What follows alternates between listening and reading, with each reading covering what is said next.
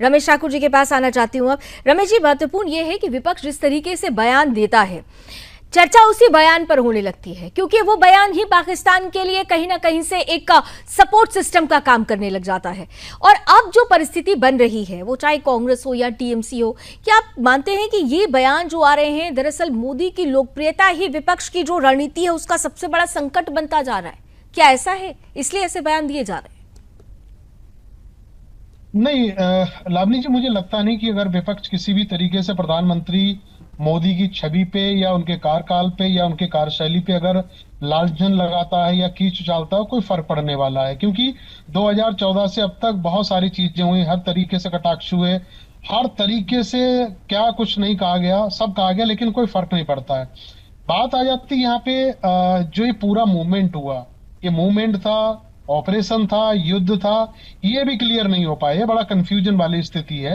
लेकिन इसमें सेना ने जो पराक्रम दिखाया, जो सारी चीजें करी, उसके लिए उसके सामने विपक्ष भी नतमस्तक है, विपक्ष भी वाहवाही कर रहा है, कोई उनको नकार नहीं रहा।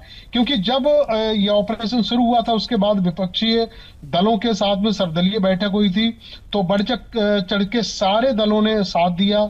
लेकिन उसमें दिक्कत वहां से एक स्टार्ट हो जाती है, जो विपक्ष को नागवार गुजरी थी, उस सर्वदलीय बैठक में प्रधानमंत्री का ना आना।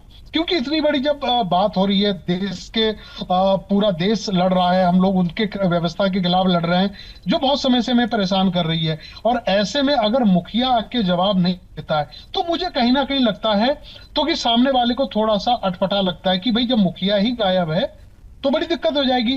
तो यहाँ सवाल उठते हैं। और उसके बाद में जिस तरीके से विपक्ष के बयानात आए, जैसे आपने कहा कि पाकिस्तान की टेलीविजन और वहां के एक खाद पानी बन जाता है, ये आपने बिल्कुल सही कहा।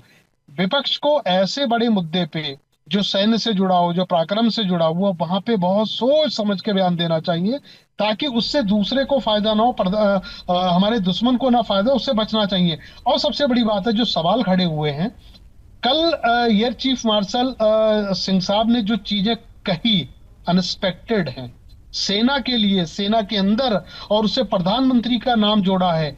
ये जो सवाल जो खड़े हुए हैं, ये सवाल कौन देगा? ये सवालों के जवाब जब तक एक सत्र नहीं बुलाया जाएगा और प्रधानमंत्री जवाब नहीं देंगे, तब तक मुझे लग रहा है विपक्ष मानने को राजी नहीं होगा। ठीक है पहले क्या हो रहा है, क्या नहीं हो रहा, उसमें रमेश जी, अभी इसका हमारे जवाब मैं अभी मृत्युंजय मृत्युंजय जी से ले लेती हूँ, लेकिन